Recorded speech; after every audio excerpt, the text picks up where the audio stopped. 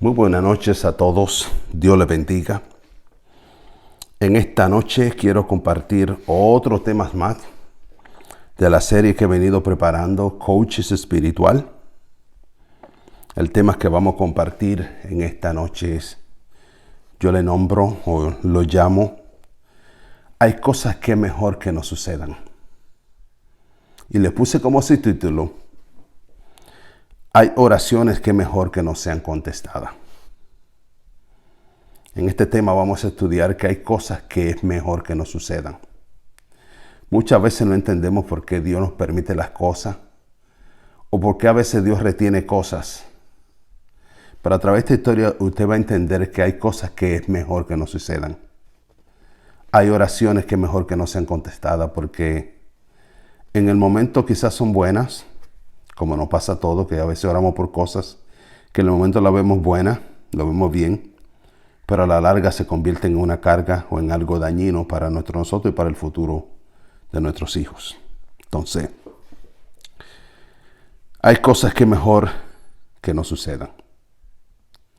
Para estudiar este tema sobre descubrir qué usted tiene que, sobre las cosas que es mejor que no sucedan, vamos a estudiar la historia del rey Ezequías. Cuando vemos la historia de Ezequías, usted lo puede ver en Isaías capítulo 37, 36, creo que 36, 37, donde el rey Sennacherib vino a atacar a Ezequías y Dios hizo grandes maravillas. Ese no es el tema. Por ahí usted puede conocer un poquito de la historia de Ezequías.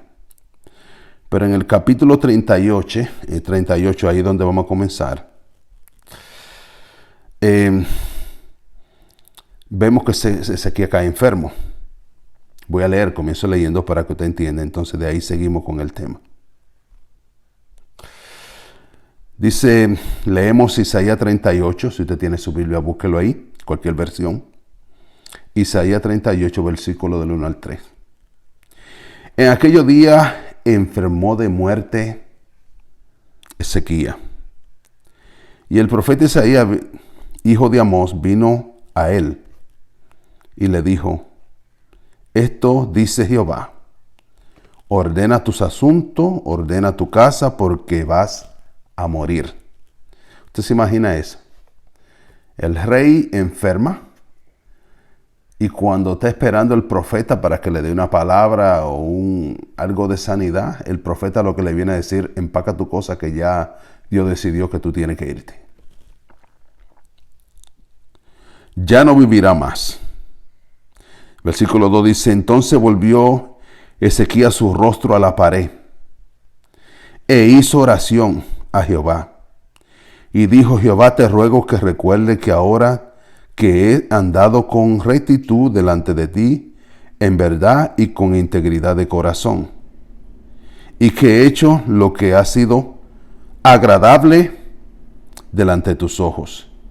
Y lloró Ezequías con gran llanto. Todos sabemos después lo que pasó en esa historia, pero seguimos para no avanzarnos, para ir entendiendo. Aquí podemos ver que Ezequías recibe la mala noticia de que sus días ya están contados. Al mismo tiempo podemos aprender de este líder que su primera arma fue ¿qué? La oración. De que recibió la noticia, que hizo, puso su rostro hacia la pared, hacia el muro y clamó a Dios. O sea, su primera herramienta fue la oración. También vemos que a través de su oración declara su rectitud delante de Dios, y a través de la palabra de dolor y agonía y tristeza se derramó su corazón. Eso te lo puede ver en el versículo del 10 al 18. Y haber recibido la confirmación a través del profeta de que venía, y había recibido una confirmación directa de Dios. No estamos hablando que fue el enemigo, no, fue Dios que dijo directamente, no, ya, empaca tu cosa que te va. No era un ataque del enemigo, sino una decisión de parte del cielo, por alguna razón.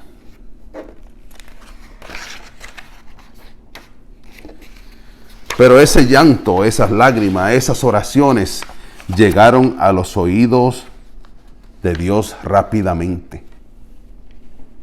Ojo, que estamos aprendiendo diferentes cosas. Pero ese llanto, esas lágrimas, esa oración llegaron a los oídos de Dios rápidamente. O sea, llegaron rápidamente. Esto nos enseña que nuestras lágrimas, nuestros ruegos, nuestros dolores, nuestros llantos, nuestras tristezas llegan al oído de Dios. Si lo hacemos con sinceridad, sí, Señor, de corazón. Y como podemos ver, la respuesta que le llegó a Ezequías fue que Dios le añadiría más de 15 años de vida.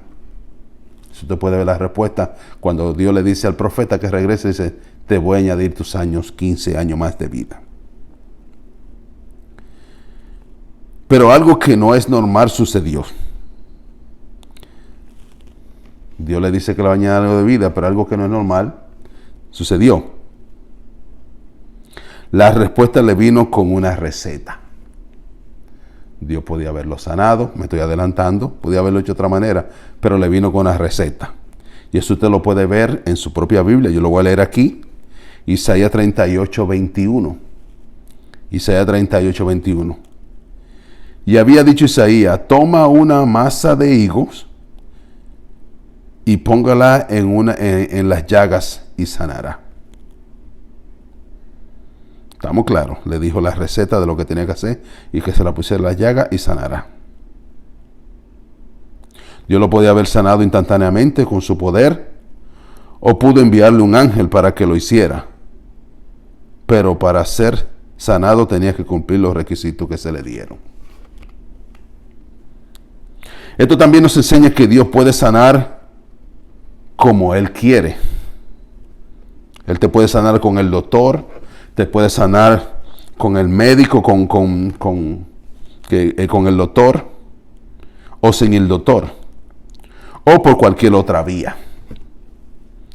Dios usa los médicos y opera a través de ellos para salvar las vidas de muchas personas. O sea, porque Dios puede usar todo. Así que le demos la gloria a Dios por los médicos y por las personas que oran por nosotros. En el caso de Ezequías, se usó una receta que cuando se le aplicó, se mejoró. Se le dijo lo que tenía que hacer, él lo hizo y mejoró.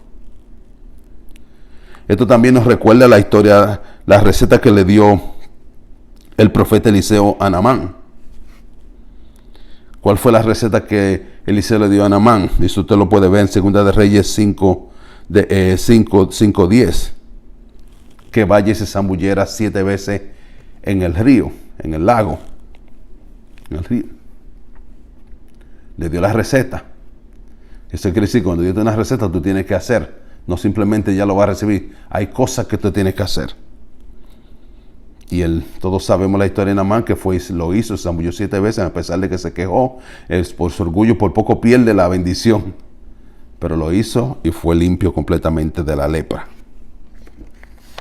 Estamos claros. Cuando seguimos leyendo el capítulo de Isaías 38, podemos ver que Ezequías alaba a Dios por la sanidad que recibió y siguió su vida para cumplir esos 15 años de vida que le había recibido. Ya Dios lo sanó, contestó la oración. Pero quisiéramos decirle que esos años que Dios le extendió de sanidad, lo vivió en obediencia y fidelidad. Pero no fue así. Quisiéramos decirle que Ezequías, Dios le regaló 15 años y ya lo vivió en completamente obediencia, pero no fue así. La Biblia nos enseña que durante esos años que se le extendieron al rey Ezequías, cometió grandes errores. Se convirtió en un hombre orgulloso y vanidoso, que cuando lo visitaban le mostraba los grandes tesoros y las grandes riquezas y los grandes lujos que él tenía a las personas. Eso usted lo puede ver en Isaías capítulo 39 del 1 al 7. Y lo vamos a leer. Isaías capítulo 1, versículo 39 del 1 al 7. En aquel tiempo de Moradac, Baladán, hijo de Baladán, rey de Babilonia, envió carta y presente a Ezequías, porque supo que había estado enfermo y que se había restablecido, que Dios lo había sanado. Se regocijó con ellos, Ezequías, y le mostró las casas de sus tesoros, la plata, el oro, la especia, los ungüentos preciosos, toda su casa de armas y todo lo que se hallaba en su tesoro. En otras palabras, Ezequías abrió la bóveda y le enseñó hasta los diamantes. ¡Qué error! No hubo cosa en su casa que en su casa y en todos sus dominios que Ezequías no se lo mostrara. ¡Wow! Entonces el profeta Isaías vino al rey Ezequías y le dijo: ¿qué dicen estos hombres y de dónde han venido a ti? Y Ezequías respondió: de tierra muy lejana han venido a mí, de Babilonia. Y dijo entonces: ¿qué han visto en tu casa? Y dice Ezequías: todo lo que hay en mi casa han visto, y ninguna cosa hay en mi tesoro que no le haya mostrado. Le mostró todo.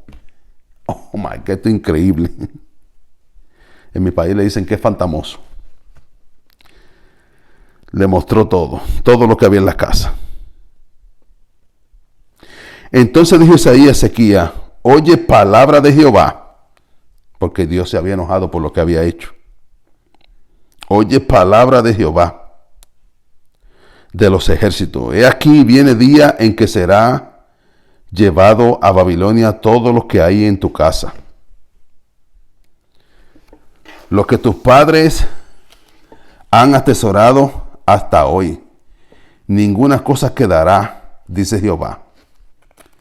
Y de tus hijos que saldrán de ti y que habrá engendrado, tomarán y serán eunucos en el palacio del rey de Babilonia.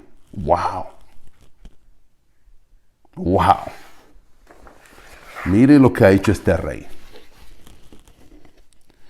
Su deseo arrogante de ser reconocido, de que lo vieran como un hombre importante y poderoso, lo llevó, como dice en mi país, le acabé de decir, a fantamear, a figurear, a fanfarronear, no sé cómo lo dicen en cualquier otro país, todo su tesoro, e hizo que los de Babilonia invadieran y destruyeran la nación. ¡Wow! O sea, para que entienda claro, este rey se le fue la mano y le enseñó todos los tesoros a una gente que viene de Babilonia. Y cuando ellos se fueron con los ojos, dicen: no, este es el lugar que vamos a invadir. Y más que Dios se enojó por lo que hizo, porque el rey no debió de haber hecho eso. Entonces, y no solo eso, seguimos leyendo, no solamente cometió ese grave error, ese grave pecado. Si no solo eso, grandes maldades vinieron sobre Israel y Judá por la arrogancia y el orgullo del rey. Grande arrogancia, grandes maldades vinieron. Y encima de eso, Ezequías tenía un solo hijo, Manasés, que cuando lo reemplazó en su reinado fue uno de los reyes más malos que ha existido.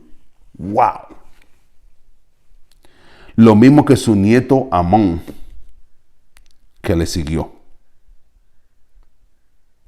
Segunda de Crónicas 32, del 27 al 31 leemos: y Ezequías tuvo riqueza y gloria y muchas grandes de gran manera, y adquirió tesoro de plata y oro mientras procesaba perfume, escudo y toda clase de joyas deseables. Y así mismo hizo depósito para la renta de grano, de vino y aceite y todas las cosas y toda clase de bestias.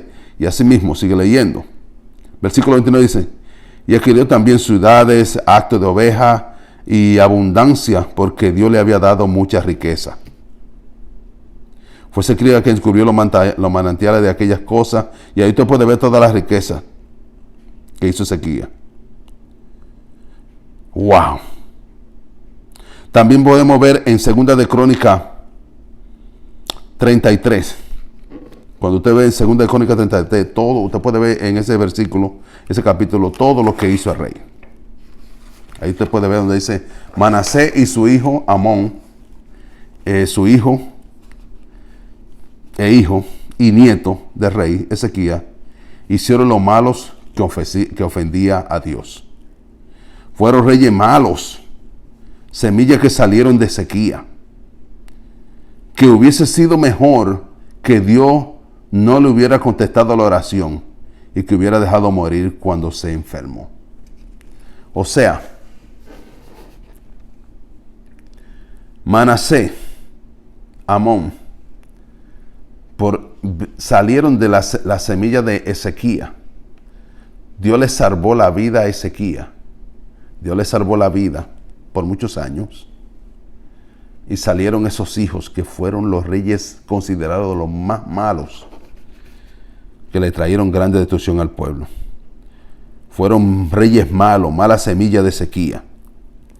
Cuando vemos el desastre y la destrucción que vino a la nación, quedamos claros de que hay cosas que mejor no sucedan. Esos reyes se hicieron tantas cosas malas, entonces vino Babilonia, invadió a toda Judá, a todo el pueblo de Dios, destruyendo todo. Entonces, cuando vemos el desastre, la destrucción que le vino a la nación, quedamos claros de que hay cosas que mejor que no sucedan. La vida que Dios le extendió al rey Ezequías, la usó para arruinar y destruir a la nación de Israel, al pueblo de Dios. Esto nos enseña que hay cosas que mejor dejarla morir. Esto nos enseña que hay cosas que mejor someternos a la voluntad de Dios. Porque cuando Dios decide hacer algo es porque tiene la ventaja que sabe lo que nosotros no sabemos. Dios conoce el pasado, conoce el presente, pero también conoce el futuro. Entonces, ¿qué podemos aprender del rey Ezequías? Hay cosas poderosas que podemos aprender de esta historia, en especial las cosas que hicieron mover la mano de Dios rápidamente hacia su vida. Entonces aquí tenemos varias cosas. Tenemos que hicieron mover que podemos aprender de esta historia. Tenemos 5 cosas que vamos a aprender. La primera fue la acción. Lo primero que vamos a aprender, la primera acción fue la oración. La primera arma que enfrenta la situación fue clamar a Dios. Ahí podemos aprender, a pesar de que fue un error, este rey terminó cometiendo tantos errores, no podemos olvidar lo que él hizo, que movió la mano de Dios instantáneamente. Entonces, su primera arma enfrentó por la situación, fue clamar, llorar, pedir a Dios. Y eso usted lo puede ver en Isaías 38:2. Cuando él volvió su rostro hasta la pared, clamando a Dios que le perdonara lo que había pasado. Lo segundo era controlar su mente. Segundo es controla su mente. Esto es no dejar que el miedo tome control. Como dice la palabra, 2 de Timoteo, capítulo 1, versículo 7. Porque Dios no nos ha dado espíritu de temor ni de cobardía, sino espíritu de poder, amor y dominio propio. Entonces lo segundo es controlar tu mente. Segundo, controla tu mente. Para pasar a la victoria de una crisis, de una enfermedad, de una situación de vida o muerte, no solo está lo que otros pueden hacer, sino lo que tú tienes que hacer en lo interno, emocional y mental. Esta es su actitud determinante, su esfuerzo por conquistar lo que desea y necesita. Número 3, enumerar sus beneficios. Esto es simplemente sacar lo bueno de lo malo, de lo que recibimos.